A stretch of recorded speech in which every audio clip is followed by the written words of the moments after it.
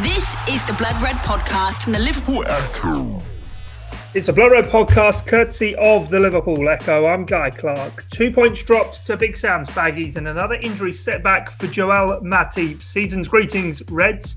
Well, we're here to discuss the fallout from the draw with West Brom, look at what options Liverpool have in the January transfer window, and look ahead also to the visit to Newcastle United. Alongside to do that, we have our chief Liverpool writer, Ian Doyle, Sean Bradbury and Matt Addison. Doyley, I'll come to you first. Certainly in the festive spirit for those joining us on YouTube, I'll explain the scene for our listeners. Doyley's got his Christmas tree flashing away in the background, but there wasn't much Christmas cheer at Anfield, was there, against West Brom? Yeah, can I just say one of my Christmas trees? There is another one here next to me, but I'm not going to show you that. Yeah, the game itself, West Bromwich Albion, wasn't particularly great, was it? I mean, I know that some supporters, they've kind of, been... I think they were taken aback at the Liverpool's performance, but anybody who's actually watched football over the last 4 or 5 years cannot have been surprised. I mean, I'm not, I don't want to go around saying, I told you so, but on our live blog before the game, I was suggesting the game would go exactly the way that the game went. I mean, West Brom, what were they expected to do? Just come and try and attack Liverpool? That was never going to happen. And the thing is, even before Sam Allardyce was in charge of them, look at the results this season when they played the big teams. Drew at Man City, 3-3 against Chelsea, but at least they went 3-0 up. And then they only lost by 1 goal against Tottenham and against Manchester United. So there was no surprise there. The Liverpool team that started the game against West Brom was exactly the same team that started against Fulham and struggled in the first half there. Obviously, this time it was the second half. And I think what you saw was Liverpool, there are 2 shortcomings in this Liverpool team at the moment. One, as we'll get on to, is the lack of centre-back options, which, as I say, Joel Matip's injury has underlined them again. But the other one is the fact that most of their attacking midfielders, creative midfielders, have been injured. And that's probably why it was a game where you missed someone it's for this game that Thiago was signed, wasn't it?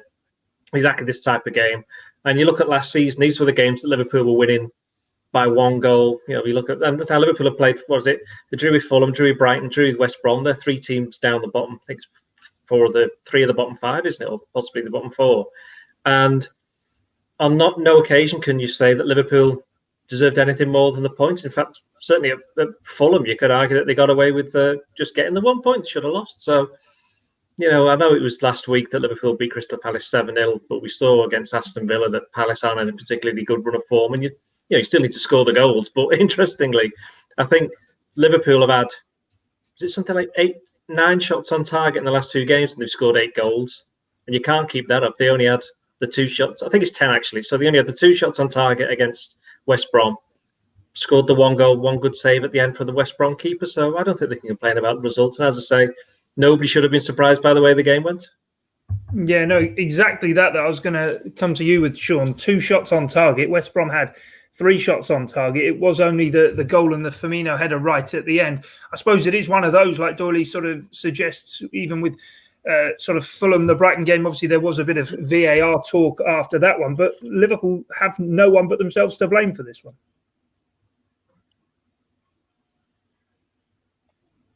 Absolutely, yeah. I mean, it's not a nice feeling to get well and truly Allardyce, is it? And to be honest, I'd almost forgotten what it felt like. He's been out the game for a little while, hasn't he? And he had every right to be as smug and as satisfied as he was after the game, to be honest. But yeah, I think there was 3 things really that struck me about the game. First of all, like Doyley said, there was no surprise that he was going to come and do this. And I was a little bit surprised to hear what Klopp was saying afterwards. Obviously, I think he was mainly talking through frustration, but what he was saying about Allardyce playing his 6-4-0 formation, and that I haven't encountered this many times before from managers. Well, that's fine, that's fair enough, and it is right. Not a lot of managers do that, especially nowadays. But that this fella's going to do that. That's kind of his MO, isn't it? That's what he's brought into teams to do. This ultra low block, and a big question that's asked of the other team. It's he puts it onto the other team, really, doesn't he? And just makes them concentrate in defence and try and break his own team down. But yeah, I thought Robertson, he summed it up after the game when he just said, what you're going to come up against an Allardyce team. They want to stay in it as long as they can and take the one chance. And as Robert said, they did that, fair play to him. But I think looking at the way Liverpool approached it, it struck me that maybe they've forgotten a little bit of how you do this against teams. Because when you look at the league nowadays and how it's made up of and the sides that are in it, not many teams really approach games like that, do they? Even the more stubborn and obdurate teams, maybe, you look at a team like Burnley, perhaps Newcastle as well. You're going to get a 4-4-2 from them, but you're not going to get something as defensive as what Allardyce puts out there. And a lot of the other sides who are down the bottom of the table, or ones who've come up recently, like Leeds, Brighton, Fulham, they all have a go, don't they? Or much more relatively than an Allardyce team would. So perhaps there's that little bit of Liverpool just being a bit rusty of how you actually approach a team like this, given that most of the sides that they play are a little bit more adventurous, at least. But then I think the main point really is what Doherty said. It was the lack of creative options, all the plan B players, and in some cases the plan A players. Thiago is the main one, isn't he? I think with Thiago, he'd have really helped with that probing passing, some of what we saw in those flashes against Chelsea and especially against Everton. That would have been there. But I think as well, when the going gets tough, and Liverpool did start to get a bit slack in the second half, to use the words that Robertson said, I think just having someone like Thiago would have really got his foot on the ball and maybe just tried to calm them down a little bit and limited the extent of their ambitions, really, and just said, look, we're winning. Let's not let West Brom get back into this. I think he would have been massive, really. But yeah, Big Sam does it again. And I do think, it's not the type of football that I would like to watch. I wouldn't like to be a fan of a team who he comes in and does his job for. But you can absolutely see why teams resort to him. I mean, I think it's the difficulty with Allardyce is almost a season or two after, isn't it? He keeps you up, and then what you do then, how do you clear up the mess that follows? But yeah, cannot complain. And I think, Allardyce did a job, and Liverpool have just got a lot to think about really after that. Yeah, certainly. Matt, looking at sort of the run of form Liverpool are in, obviously there were those brilliant results against Crystal Palace and Tottenham Hotspur as well, but 13 points dropped now after just 15 games so far this season. 6 points dropped in the last 6 games as well. Regardless of if it's a crazy season, there's no fans in the grounds. It's what Liverpool need to hold in their own destiny, where this title is going to go. And I suppose that run of form right now isn't quite good enough. Well, no, it's not quite good enough, of course. We know that, but Liverpool are still right up there, and we shouldn't forget that. They are still leading the way. They are still, the best team in the country. And I think we will see that, plenty of times in the second half of this season. But yeah, it was a frustration. I think that the big frustration for me was that they let the game drift in that second half. There's a fine line, isn't there, between just letting a game drift and controlling it and keeping it at 1-0. And all Liverpool had to do really was keep doing what they did for the first 20 minutes, which I thought, considering they had all of the players behind the ball, West Brom, they weren't particularly organised. There was, for example, the Sadio Mane goal comes from one or two of them stepping out of that defensive block and not quite being in the right position. We saw plenty of times Robertson got into good areas, put the ball into the right sort of spaces, but they just couldn't quite find, that final touch. And yeah, Liverpool just let the game drift in the second half and ultimately got punished for exactly that. And obviously we know Thiago Alcantara could have helped Liverpool in that regard, but you look at some of the players who were in there. Jordan Henderson should have been a lot better at doing that sort of thing. It wasn't his best performance. We didn't see a huge amount from Curtis Jones and Gini Wijnaldum in comparison to what they've done. So it was a collective thing rather than individuals. But yeah, the whole team really just didn't quite fit together as well as what it can do. We've seen it against Fulham. We've seen it in other matches as well. But I think yesterday was certainly the worst in that regard, for just letting Allardyce do exactly what he wanted, really. As long as it was 1-0, they knew that they had a chance. They did have, I think, Carlin Grant, wasn't it, who went through and gave Liverpool a scare. That should have been the moment where they thought, actually, we just need to step this up a gear, make sure we get over the line. And unfortunately, that's not something that they managed to do. I mean, I suppose it's easy to say in hindsight. I think I would have possibly made a couple of changes a little bit earlier in that second half. Jurgen Klopp doesn't seem to want to make too many subs at the moment. I know he's not got a lot of options, but there was a couple of players there. I think someone like Xherdan Shaqiri, for example, we saw that, I think, against West Ham, wasn't it, earlier in the season, where he comes off the bench, just creates something and gives Liverpool an extra little option in that forward area. And I think that was a game really where you thought Liverpool just needed somebody who could help with that extra pass. And it obviously wasn't working with the combinations that they had. They could have got over the line. They could have been fortunate and got through with that 1-0. But I think possibly in hindsight, it was a little bit of an error not to make a couple of changes to just change the course of the game a little bit before what Jurgen Klopp did.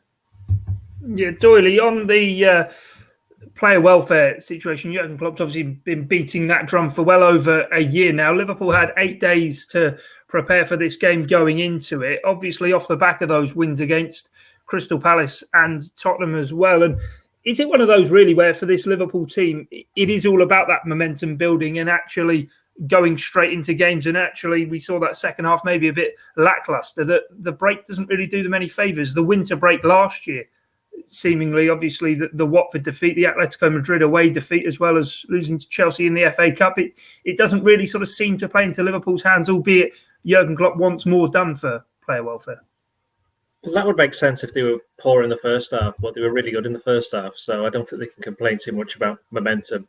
I mean, player welfare, obviously, we've said Matip's now injured, and going back to what Matt was saying about changes from the bench. Well, he couldn't bring on Keita because he wasn't there, and Thiago wasn't there. Shaqiri hasn't played for 7 weeks, and I think he was probably wary of sticking on a player who's, I would imagine if there was 7 subs, I don't think Shaqiri would have been on the bench. Let's put it that way. I think he was there not to make up the numbers, but it was like a little reward for him, to a sign that he's actually coming back to full fitness. But I wasn't surprised to see him not play, especially with, you saw West Brom at the end. They were kind of, they were the stronger team in terms of what they were actually attempting to do in the last 15 minutes. Because I was actually surprised, because I suppose that in their attacking players they hadn't really had much to do at the West Brom. So they brought on a couple of substitutes. So they were quite fresh defensively. I mean, Liverpool still had the chance to win it, didn't they, with Firmino's header late on?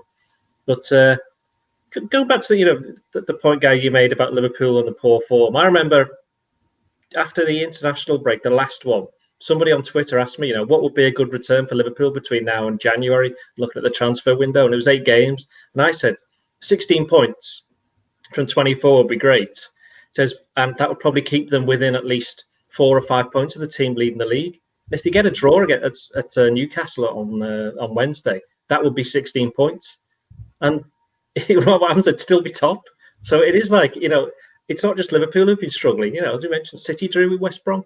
United are probably the one team that's actually found a little bit of form, but they've been scraping through games, and they didn't win at Leicester. And that's a Leicester team who've lost at home to an awful lot of teams this season. They're better away from home. So, we've seen what Tottenham conceded a late equaliser at Wolves. So it's not just Liverpool, it's everybody. And I'm not surprised by Liverpool's form. What I'm surprised about really is the fact that they're still top. Because it just underlined that, everybody else you've seen, Chelsea lost to Arsenal. I mean, how bad's that? So, then they weren't just beaten, they were absolutely annihilated. Arsenal scored 3 goals in one game. Exactly. Yeah. What was it? A penalty, a free kick, and a fluke, really, wasn't it? Let's be honest. He didn't really mean that, did he? Yeah. But no, I think, and the other thing as well is we've still only had 15 games. I mean, most seasons this would be like 19 or 20, and then the table would start taking shape. So I wouldn't be alarmed to see, everyone's saying like, oh, look, it's such a close league. I mean, I can advise everybody now, if you really want to, after this podcast, if you're really bored, go and have a look at the table around December 2013. And I'm sure Chelsea, Arsenal, Everton, Liverpool, Man City, all of them are at the top, right near the top. Of course, by the end of the season, it was just City and Liverpool going for the league. And yet you looked at the table, I think Chelsea only finished 2 points behind Liverpool that season. So it's not new that the teams are all close, but it's just because over the last couple of, 3 years, we've seen 1 year City ran away with it, 1 year Liverpool ran away with it, and the other year both City and Liverpool. So it's a bit of a surprise for some people, but this is actually what a normal title race is like, with teams dropping points. I mean, I had a look before. I think when Liverpool won the league in 1990, of the 38 games, they didn't win 15 of them. They won 26. So Liverpool have played, 15, and they've not won 6. So they're kind of on track for a season like that. And if they carry on like this, they're only going to lose something like 4 games. So that wouldn't be too bad. And as I've said quite a few times on this podcast this season, whoever wins the league will be losing 5 or 6 games. I mean, look at the rest of the teams. How many have Chelsea lost this season? United, Everton are second. I think they've lost, is it 4 or 5? The thing with Everton and Leicester is that they don't draw. So that's the one problem Liverpool have had, is they've drawn too many games, which the irony there being, it's not been down to the defence. It's been down to the attack, which is still scored the most goals this season than anyone else in the Premier League. Which brings us back to the midfield question. They haven't had that creative midfielder for so long in this season. While Curtis Jones come in for a little bit of criticism for the mistake that he made that led to the corner. Liverpool still could have defended it. Curtis Jones didn't have his best game in the second half, but that's somebody who the last 2 or 3 games has been Liverpool's best player. And and he's created a lot of opportunities, and goals have come from his runs or free kicks for goals or things like that. So, once you look at Thiago becoming back, Oxlade-Chamberlain, I thought it was interesting. He came on. I thought he did okay when he came on, and he added a little bit of thrust to the the midfield. And arguably possibly should have been on earlier for Curtis Jones, and then the goal wouldn't have happened. But it's easy to say that in hindsight. But Liverpool will be a different proposition when they'll have a load of midfielders to pick from now, and it'll be interesting to see who plays against Newcastle. Yeah, certainly. We'll get onto that in a bit. And as you say, Leicester's draw at the weekend, their first draw of the season, actually, and Everton as well have only drawn a couple of games. But Sean, I suppose it's one of those where if you do overreact then about dropping points to West Brom, had maybe the drop points at home come against Tottenham and then a win against West Brom, we probably wouldn't be sort of having an inquest such as we are. And I suppose it sort of shows that dominance that it is the first home dropped points of the season in the Premier League for Liverpool that they've had all through this season. The last ones came against Burnley. Does that maybe suggest what we've sort of said? It's a clash of styles. You can't really counter-press a long ball team, can you?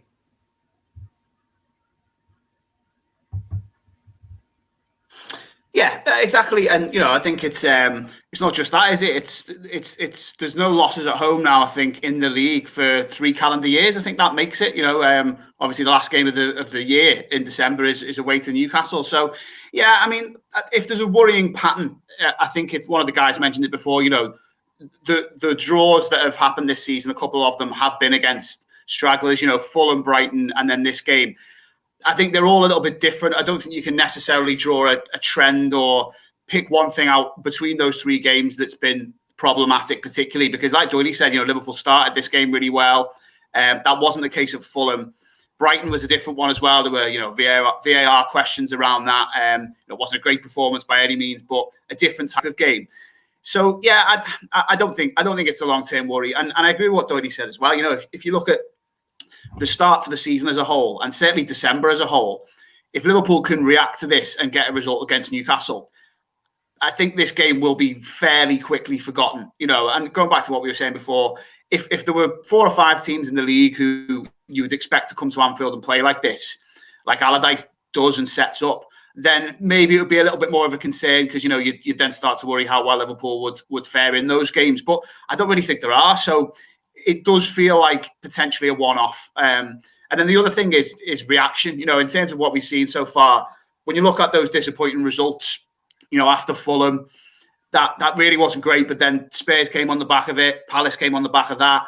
Even Brighton, I think Liverpool beat Ajax and then Wolves after that straight away. So they're already in the habit of putting right their wrongs quite quickly this season, which is good to see. The hunger's there and the desire to get over results quickly. Even when you think back to the worst result of the season, the heavy defeat away to Villa, I think what Liverpool did in the few weeks after that really kind of forms the bedrock of where they are now. Obviously without Van Dijk and really up against it, dealing with an injury crisis, possibly worse than Klopp's had to deal with, certainly in terms of, a major star being out in the shape of Van Dijk. They dealt with that. And look at them now, top of the league, through in the Champions League. It is a massive platform to go on and I would say compete on 2 fronts, looking into the new year. But obviously we'll come on to transfers, and I certainly would also say that a centre-back is going to be absolutely necessary to ensure that's possible. Yeah, certainly. So before we move on to talking, we'll have a brief chat about Curtis Jones and then look at the transfers. But Matt, you happy to sort of put this one down as a one-off, as Sean suggests, when you look at the next 3 home games that Liverpool have: Manchester United, Burnley and Brighton. Obviously, Burnley and Brighton 2 battlers, but Manchester United very much a counter-attacking side as well. And when you consider the last 2 sort of games where Liverpool have dropped points at home in the Premier League have been to Burnley and now West Bromwich Albion, is that maybe cause for concern with a trend going to set in? Or, as I say, is this just going to be a one-off? I honestly think it will be a one-off. I think we saw the first 20 minutes of that game. It's easy to forget that Liverpool did actually create a few opportunities. If they just had players inside the penalty area, just in slightly different positions, we could be talking about this game as a very, very different one that Liverpool had, wrapped up within that first half. They could have easily been a couple of goals to the good, at least in that first half. So I don't really have too many concerns. I think, obviously, when you add in the fact that there'll be a couple of players, not least Thiago, hopefully over the next few weeks, getting back into full fitness and getting his rhythm back, I think there's not real concerns to be had from this match. I think there was just a combination of a few things. Curtis Jones, you mentioned him there. It wasn't his best game. We know that. But he's, a 19-year-old. You have to sort of accept that there's going to be a couple of matches here and there that he's not going to be at his absolute best. And that's absolutely fine. On another day, you might not have even been talking about him because Liverpool might have won. Jordan Henderson might have played a bit better. Mohamed Salah might have scored one of those half chances. It's just one of those things on the day Liverpool didn't quite get over the line. But I think it could quite easily have gone a different way. So it's not really, for me, the start of a pattern. I just think it's a frustrating result that you've got to put behind you. And I think Liverpool will do that. As Sean says, they've bounced back, plenty of times this season. I think we'll see a big reaction against Newcastle. And to be honest, I think the way that Newcastle play, it's almost the perfect game to dispel that myth before it becomes one, if you know what I mean. So in terms of the pattern of coming up against difficult defences, I think Newcastle are maybe not quite as defensive, particularly given that Newcastle are going to be at home, but I think they're going to set up broadly the same way that West Brom do. They'll have a bit more of a threat on the counter-attack, and they'll try and get forward a little bit more, but it is going to be another of those low blocks for Liverpool to try and break down. So, yeah, I think if Liverpool win, on Wednesday, that will sort of put an end to that before it even begins, which I think would be a big thing to sort of dictate the narrative going into the new year. Yeah, certainly. Doyley, then two to come to you with. First on Curtis Jones, and he came in for a bit of criticism. I suppose you've got to expect that a 19-year-old isn't going to be consistently brilliant all of the time. And the other one, of course, the big talking point out of the game, another injury for Joel Matip. Yeah, I'm talking about Curtis Jones. You got to remember, it's only his 7th Premier League start, so we'd hardly get, some of the criticism he was getting online from our social media Liverpool supporting friends. And obviously we get criticised for supporting a player, particularly as he's a homegrown talent. How dare we do that? So it's interesting, really, isn't it? Because as Matt said, other players weren't playing particularly well. I mean, I thought Trent Alexander-Arnold was a bit iffy, and that's not the first time recently. He tends to be veering from very, decent to very good to quite poor. I mean, he did all of that in one game at Crystal Palace. I mean, I remember I did something at the time where in the first half it was all over the place against Zaha and Eze. But then I watched the highlights when I got home, and it's like he was involved in about 5 of the 7 goals. So that's the kind of player that Trent is. But so I'm not going to be blaming Curtis Jones for the way that the game went. You learn from that anyway. He's got the arrogance, hasn't he, in his game, and that's why he's managed to progress so quickly. Yet, there's a time and a place to be doing what he was doing on the edge of the area. He should have just got rid of it or played a simple pass. And unfortunately, he's been caught out, and he'll learn from that. But it's hardly, something to say like, oh, we shouldn't be in the team. He's not good enough. Let's go and buy a 19-year-old from somewhere else. That's not how football works, I'm afraid. However, Liverpool, as Sean said earlier, I think Liverpool might have to move for centre-back depending on, in fact, it doesn't even matter what, the extent of Joel Matip's injury. It just underlines that he keeps on getting injured. Klopp, I did an interview with LFC TV after the game where he said, yeah, we've actually been helping him through his ankle thing, which was making him limp, which is why he got his back problem at Fulham. And we've helped him through that. And now it looks as though it's gone to his adductor. So he's obviously got some kind of issue that they're trying to help him through. And problem Liverpool have got, with the transfer thing, is that they obviously would want to buy a centre-back. This is just me guessing, just the fact that they have only got, they haven't replaced Dejan Lovren, and Fabinho, while he's been excellent at centre-back, he's better in midfield. He's the best defensive midfielder probably in the world, so why would you not want to play him there? So Liverpool perhaps need another senior centre-back, and they might be looking at bringing one in the summer, partly because of, Joel Matip's injury record and the fact he'll be entering it. I'm not sure whether it's the last year of his contract or 2 years. I don't know that off the top of my head, but certainly he's getting towards the end of his deal.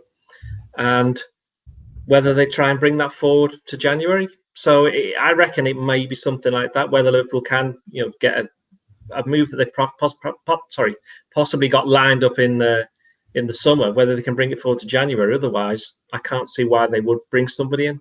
So it's going to be a big call for them, really, because, as we've said, they've given themselves this platform to get that, to be top of the table and to get through the Champions League knockout stages. So if you've done all the hard work, and I can't imagine the rest of the season will be as hard as it has been for these last few months, why would you not give your players the best possible chance of actually going on and winning some more trophies?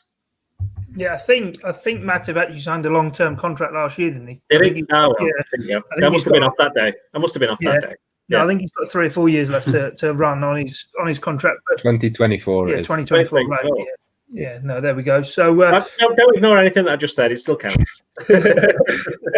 Sean, though, looking at it and that sort of need for a centre half, I suppose it is really. I don't know, maybe jumping sort of too far here to say, does the title sort of ride and depend on whether or not Liverpool do go for a centre-back in January?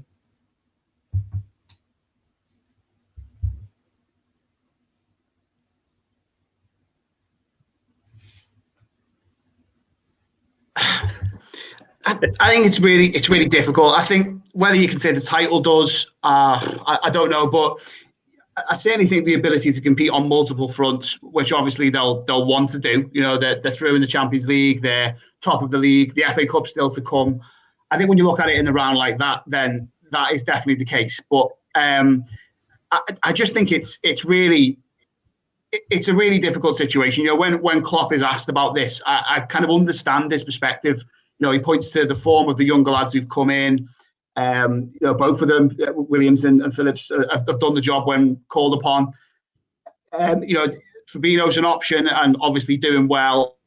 And he's talked about the midfielders who can step in. And it's always that thing, isn't it, of if you bring in a big name, which is very, very difficult to do in January anyway. Certainly, some of the players who've been linked, I just don't think you'd have a chance of getting them. When their teams are involved in title races, European competition, or in some cases, let's say Ben White, for an example, he's never going to be let go now at a crucial juncture of the season. So there's that to factor in as well. So I think my perspective on it would be they absolutely do need the centre back, but I could understand the difficulty around the calibre, price, and kind of the nature of which type of signing you go for almost, because there's also the injury situation to consider with Van Dijk and Gomez being very long-term absentees. I guess there's the slight concern about what type of players they'll be when they recover from these injuries, whether they'll be able to come straight back in at the level that they were at. So perhaps if you did sign a player who was quite an accomplished one and someone who would be genuinely vying for first team, duties when those two guys were back, then that's an interesting one as well. But I think of all the names who've been linked, the difficulty is I've probably yet to hear one who feels and sounds realistic in terms of being able to get them in January, or in some instances being able to come in and do a job straight away, because that's another thing, isn't it? You'd have to come in at the business end of the season and be able to perform better than a few guys who've been doing it for the last few months and doing quite well, and others who obviously they're not playing at the minute because they're injured, but they know the system inside out and they're very dependable, very reliable. So from that perspective, maybe someone who is playing out of position like Fabinho, or if Henderson or someone had to do it for a run of games, might that actually be better because at least they'd know the system. So yeah, I totally understand Klopp's dilemma on this one, but I would like to think that him and Edwards will exhaust all possibilities and do everything they can to try and get someone through the door. Because I think the point that Doyley made, my internet's been terrible. I'm not sure if he made it on this podcast, but he certainly made it in writing after the game last night, was part of the issue is Fabinho's workload as well, and I think everyone wants to see him back in midfield. I think he himself wants to be back in midfield as soon as he can be, but a lot has been asked of him, having to do what he's doing at centre-back out of position for vast swathes of the season, it's looked like. So I think that's something that we'll have to think about and consider as well. So yeah, all in all, if they can do it, then they must do it, but it is a tricky situation. Yeah, certainly is the case. And Matt, I suppose that is really the thing. Do Liverpool wait to go big in the summer transfer window and maybe miss out on the Premier League title, or even not go deep into the Champions League like they'd like to? Or do they look to bring someone in at least short term to help carry the load? Yeah, it all depends, doesn't it, on who is their top target. If they've got somebody that they think they can get next summer, but they can't get in January, I think there's a good chance that they would wait. I think we've seen that plenty of times in the past. They'd rather get the right one rather than bring it forward and bring in somebody else as almost like a short-term option. But then you do have to weigh that up, as you say, against the possibility of that costing them dearly, be it in the Premier League, the Champions League, or even the FA Cup. It's not a massive competition for Liverpool this season, but they can go a little bit further in that. I think they do have, certainly in other areas of the squad, enough squad depth to be able to sort of do that. So yeah, it would seem a little bit of a missed opportunity. But I think the other thing you've got to weigh up as well is, I think Theo Squires, our colleague, wrote a piece a couple of weeks ago to say that Liverpool only have one foreign player left on their squad list. So if Virgil van Dijk is back before the end of the season, he will take that slot. So therefore, signing a centre-back, unless it's an English player, which we know comes with a premium, not least in January, unless it was an English player that you brought in at centre-back, you're then dependent on moving somebody else on. So look, you could see Divock Origi potentially being one who could be moved on, but it's then that domino effect, isn't it? You've then got to sort out that sale first before you can then do something else. And it's just not quite as straightforward as simply identifying someone, paying a premium and getting them in and just playing them. So it's one of those, you've got to balance up a number of different things across the squad. As Sean says, I think if Liverpool are in a position where they can do it with the squad, they can do it with the finances, and the right person is available at the right price, I think they will do that. But for all three of those things to happen in January, I think it's probably unlikely. I suppose what Jurgen Klopp and Liverpool will say is, well, it's not a gamble because we've got to this point in the season, we're top of the Premier League, we're through in the Champions League. We've shown that, once these players come back, the squad will look a lot healthier. But I do think that would be a little bit of a risk. But at the same time, it's not quite as simple as maybe from the outside. You might look in and think, oh, just go and spend 30, 40 million on a player. It's just not quite that simple. Is it not, Doyley, though, maybe not beyond comprehension that Nat Phillips even wants to move on again? We know he was close to leaving in the summer. He has only played the two games against West Ham and Brighton, albeit he's been on the bench a number of times. But could he not sort of be looking at, 23, saying, actually, I came close to going in the summer. I'm not actually playing that often, albeit I'm being used on the bench. And then that leaves Liverpool with even more of a shortage at centre-half. Well, there's no way they'd let him go if he felt there was going to be a shortage. As simple as that. I mean, again, with Nat Phillips, I would imagine if he does leave, it won't be until the end of January, because Liverpool will hopefully have 2 FA Cup games before then, which he's bound to play in. And there could be, you never know. If Matip is out for a while and Liverpool can't bring centre back in, he's going to have to play some games, isn't he? In the Premier League, he's already, he did okay in the 2 games that he played. Liverpool, okay, he wasn't responsible for the draw at Brighton, and he was man of the match against West Ham. So there are games where actually, funny enough, I actually think he would have been okay playing in the game against West Brom yesterday. I think the only thing is that I think Brighton picked out on the fact that compared to some of his other fellow centre backs, he's not the best in terms of on the ball. But against West Ham, Jurgen Klopp made the point he's a player who knows what he's good at, what he's not good at, and if he sticks to what he's good at, then he's very effective, which is what he was. So he'll get a move somewhere if he wants it, but I can't imagine Liverpool will look to move, or he'll want to agitate for a move until the very end of January, depending on what happens with what Liverpool do in the transfer market. And as been pointed out, Liverpool will probably have to move Origi is the obvious example out to leave a space if they are going to bring an overseas player in. But it's whether they can afford it as well. Don't forget, Liverpool have had 6,000 fans in this season in Anfield.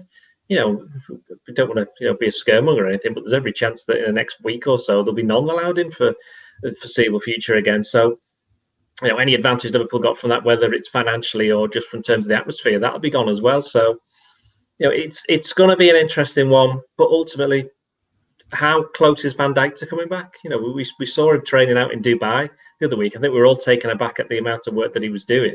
It's interesting. You compare that to Joe Gomez, who we've not seen sight nor sound of at Burnley since he got his injury, which I suspect may not be a particularly great sign. I would be amazed if we see him again this season. But the way that Van Dijk's going, if he can come back between now and the end of the season, maybe Liverpool think he could be. What's the point of getting somebody and spending the money when this person might not be needed at the end of the season? So it is the risk, but they have, all, as Matt said, they have all the information we don't, so they'll know exactly what they have to do. We've already been told not to expect Liverpool to sign anybody in the next month, but it could all change. If Matip is out for a certain amount of time, Liverpool will literally be left with a centre backs, somebody who's two youngsters who've played 4 Premier League games between them, and a central midfielder. So for any team that's trying to win the Premier League or the Champions League, you've got to struggle there. Yeah, not very helpful indeed. So that's Matip, his injury woes, and maybe Liverpool looking to do something in January, Sean. But we've got another injury issue for Naby Keita we best address before we get onto our team selections as well. Not good news on him. No, another fitness issue, as it was kind of described by club sources yesterday. Yeah, it's just so unfortunate, isn't it? Literally every single time he comes back and looks good, completes a 90 like he just did against Palace, and then straight away there's something there that rules him out. And I think it was doubly disappointing, not just for him, but I think for Liverpool yesterday, because he would have been, I would say, almost an ideal player to try and just break the lines a little bit, find some gaps in that stubborn defence. But it's just so difficult for him, and I think for Jurgen Klopp. I mean, I wouldn't want to say anything too alarmist about his future now, but I do think you look at Klopp's squad, you look at the likes of Wijnaldum, you look at all the forward players, and one of their greatest assets, as well as being excellent players, which of course Keita is. Technically, I think he's very, very good, but they've got availability in abundance. It's very, very rare that they're out, even with little niggles. I can't really remember many spells where Firmino, Salah, maybe Mane's had a couple where he's been out. Wijnaldum as well just seems absolutely indestructible. So it's so hard then to force your way into kind of long-term thinking. And I think managers and staff have got to be quite hard-faced about that type of thing. It's back to the old kind of Shankly thing, isn't it? If players are injured, they can't really come into your thinking because you can't use them. You certainly can't plan to use them. But in his case, it's so unfortunate. A signing that came with huge expectations. Fans were forced to wait that year extra for him. He's just never really been able to get going, and that's still the case. But hopefully, you find yourself saying the same thing. But hopefully, when he does come back, there's a run of games for him. But how many times are we going to end up saying that? Yeah, you do just wonder. Indeed, on Naby Keita. Let's get then into our team selections for Newcastle United. Matt, I'll come to you first. You can lead us on the goalkeeper and the back four. Yeah, I think the goalkeeper speaks for himself. I think the back four pretty much does as well, with plenty of injuries, as we've discussed. So Trent and Robertson would be the fullbacks. Centre-backs, I think you've got Fabinho, and then it's a straight choice between Reece Williams or Nat Phillips. So for me, I think Williams obviously was the one who was picked against West Brom. He came off the bench. That to me suggests that it may well be him again on Wednesday night, and I think that's probably the right choice. I think certainly Callum Wilson, I think, will be back, won't he? I think there's a couple of players, Miguel Almiron as well. I don't know whether he's injured at the moment or not, but there's one or two tricky players, certainly, with a lot of pace on the counter-attack, and I think I would fancy Reece Williams over Phillips just for this one, for that reason. Yeah, we did see that though, didn't we, Doyle, at Anfield, with Karlan Grant running away from Reece Williams. I suppose neither Williams nor Phillips really sort of blessed with pace, and Newcastle have rested Callum Wilson ahead of this game. Would you go with the same back four though?